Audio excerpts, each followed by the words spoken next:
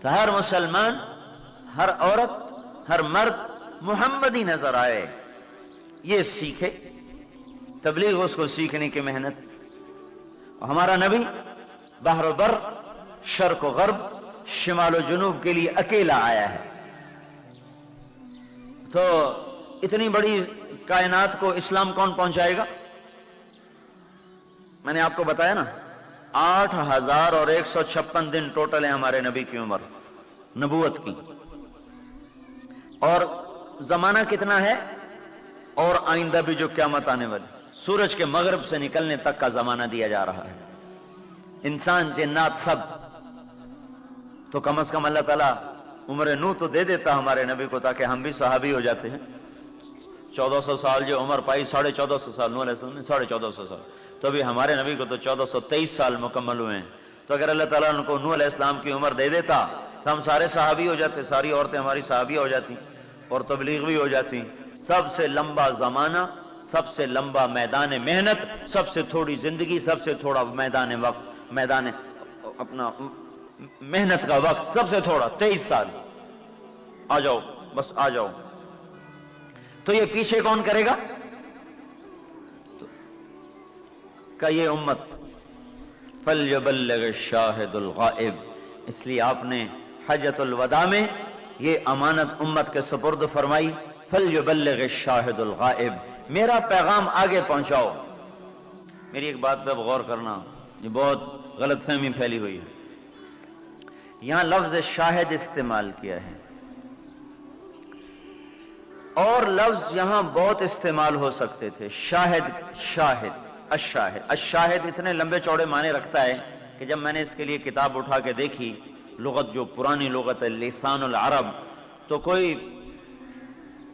2-2.5 صفحے میں شاہد شاہد چل رہا، شاہد شاہد شاہد شاہد۔ اس سب کو پڑھنے کے بعد جو خلاصہ ہے وہ میں آپ کو بتاتا ہوں۔ لفظ شاہد کے استعمال کی وجہ سے کیا ہوا کہ امت کا کوئی طبقہ بھی اس دعوت کی محنت سے نکل نہیں سکتا۔ یہ ہے لفظ شاہد کا یہاں خلاصہ۔ مثلا اگر آپ فرماتے فَلْيُبَلِّغِ الْعَالِمُ الْغَائِبُ، علماء میرا پیغام آگے پہنچائیں، تو ہم سب کی چھٹی تھی، بلکہ میرے جیسے خطیبوں کی بھی چھٹی تھی۔ ہم عالم تھوڑا ہی ہیں، ہم نے تو عربی پڑھی، 2-4 حدیثیں یاد کی، آپ لوگوں نے ہمیں عالم سمجھنا شروع کر دیا۔ اللہ کرے آپ کی زبان اللہ مبارک ہے، ریبا کے من آنم کے من دانم، تو ہماری بھی چھٹی ہو جاتی۔ اور اگر اللہ تعالیٰ کہتا، اللہ کا نبی کہتا فَلْيُبَلِّغِ الْعَامِلُ الْغَائِبُ، صرف عمل والے تبلیغ کریں ہیں، تو پھر تو بہت سارے علماء کی بھی چھٹی ہو جاتی۔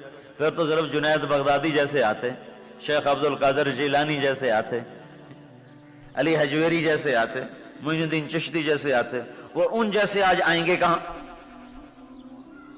الشاہد، الشاہد کا لفظ یہ کہہ رہا ہے کہ جو اس امت میں کلمہ پڑھنے والا مرد عورت ہے، اس کے ذمہ اوروں کو اللہ کا پیغام بتانا ہے۔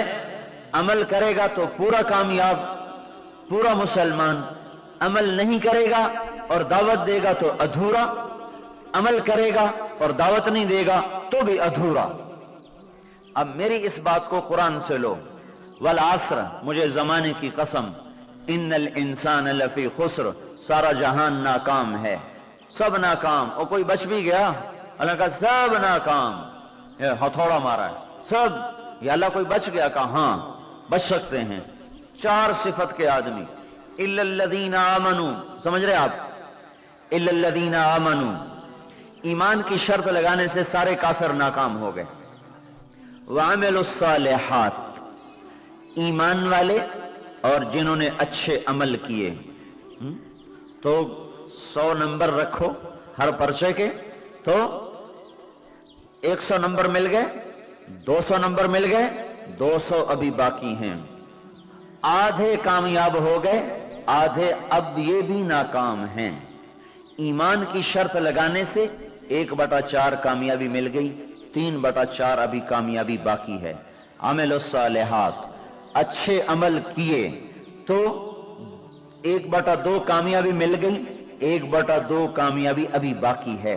وَتَوَاصَوْا بِالْحَقِّ، اچھے عمل کر کے پھر اوروں کے پیچھے بھی پھرے ان کو بھی ادھر لانے کی کوشش کی تو 3/4 کامیابی مل گئی، 1/4 کامیابی ابھی بھی باقی ہے۔ وَتَوَاصَوْا بِالصَّبْرِ، یہ گھر چھوڑنے میں، بچے چھوڑنے میں، کام چھوڑنے میں جو تکلیف آئی اس پہ صبر کیا تو سارے کا سارا پیپر حل ہو گیا اور 100/100 نمبر لے کر وہ گیا کامیابی کے ساتھ۔ آئیے ہم تو نمازیں پڑھتے ہیں، ہمارے پیچھے بھی پڑے رہتے تو بستر اٹھاؤ، جاؤ نا کسی بے نمازی کے پاس، یہ کہتے ہیں نا ہمارے دوست۔ تو میں نے آپ کو قرآن سے بتایا نا کہ 4 پیپر حل کرنے ہیں، 4 پیپر۔ ایمان، وہ شکر ہے حل ہو گیا، لیکن وہ کچا بہت ہے، اس کو پکے کرنے کی ضرورت ہے۔ وَعَمِلُوا الصَّالِحَاتِ، وہ ہمارا کچھ آدھا تیتر آدھا بٹیر ہے، کبھی رب کے در پر کبھی من کے در پر، اسی میں ہی ہماری کشتی رواں دواں ہے۔ ہم چاہتے ہیں بس رب کا در ہو، من کا در نہ ہو۔ تو عملوا الصالحات۔ پھر یہاں کہانی ختم نہیں ہوئی، بلکہ پوری کامیابی لینے کے لیے تیسری شرط وَتَوَاصَوْا بِالْحَقِّ، اس کی دعوت بھی دینا ہوگی، ورنہ تو اللہ تعالیٰ ختم نبوت کا مطلب ہی فوت ہو جائے۔ اب دیکھو نبی آئے گا نہیں، ہم بتائیں نہیں، نبی آئے نہیں، ہم بتائیں نہیں، تو یہ 5 ارب کافروں کا پھر قصور کیا ہے؟ اور جو ہمارے اپنے مسلمان نسل ہے، جو مسلمان کے نام پر تو ہیں عمل پر نہیں ہیں، ان کو نہیں بتائیں گے تو ہم پھر کس کے ذمے ہے؟ تو ان کا قصور کیا ہے؟ لہذا حق کی دعوت، پھر اس پہ صبر، یہ 4 پیپر حل کر کے 100/100 نمبر ہیں، ورنہ میرے بھائیوں ادھورے رہیں گے، ادھورے۔ ہم یہ کہہ رہے ہیں پورے نمبر لے لو بھائی، پورے نمبر لے لو بھائی۔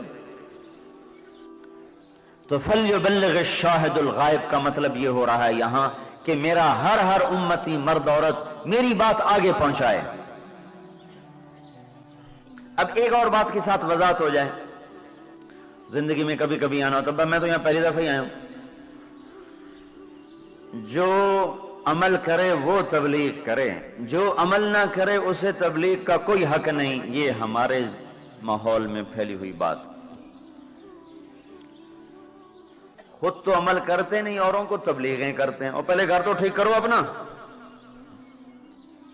یہ بات چلتی۔ ذرا آپ سیرت پہ غور کریں، بنو ہاشم مسلمان نہیں تھے اور آپ اوروں کو دعوت دیتے تھے۔ بنو ہاشم میں حضرت علی مسلمان تھے، حضرت عباس چھپے ہوئے تھے، عقیل تھے، اور پھر جو قریش قبیلہ ہے اس میں چند تھے، لیکن آپ دعوت سب کو دے رہے تھے، سب کو دعوت دے رہے تھے، اور آپ کو بھی یہ تانے پڑ رہے تھے، تیری قوم تو تیری مانتی نہیں، ہمیں کیا سناتا ہے۔ یہ تانا تو نادانوں کی طرف سے آتا ہے۔ جو ہم ترتیب سمجھتے ہیں اس کے مطابق تو پہلے آپ بنو ہاشم کو مسلمان بناتے، پھر اس کے بعد آپ بنو امیہ کو مسلمان بناتے، چونکہ وہ چاچے کی اولاد ہیں تو بنو امیہ کو مسلمان بناتے جی، پھر اس کے بعد آپ بنو مخزوم کو مسلمان بناتے جی، پھر اس کے بعد آپ بنو کعب کو مسلمان بناتے، پھر اس کے بعد آپ بنو عدی کو مسلمان بناتے، پھر بنو تیم کو مسلمان بناتے۔ میں ویسے ہی قبائل عرب کے نام لے رہا ہوں، کوئی ضروری نہیں کہ یہ قریبی رشتے ایسے ہی تھے، یہ 2 تو مجھے پکا ہے نا، بنو ہاشم بنو امیہ قریب ہے، بنو مخزوم پھر اس کے قریب ہیں، بنو اسد قریب ہیں، حضرت صفیہ بنو اسد میں بیاہی ہوئی تھی آپ کی پھوپھی۔ لیکن نہ آپ نے اپنی قوم کے مسلمان پورے ہونے کا انتظار کیا، نہ اپنے گھرانے کے پورے مسلمان ہونے کا انتظار کیا، بات آپ نے سب کو سنائی۔ بلال ہو گیا جو باہر کا تھا، ابو لہب نہ ہوا جو گھر کا تھا، تو اللہ کی دین ہے۔ یہ ایک بات۔ دوسری بات کیا ہے؟ خود تو عمل کرتے نہیں، اوروں کو تبلیغیں کرتے ہیں، اس کا فائدہ کیا ہے بھائی؟ فائدہ بتانے لگا ہوں۔ ایک ان پڑھ باپ اپنے بیٹے سے کہتا ہے جا بیٹا قرآن پڑھ،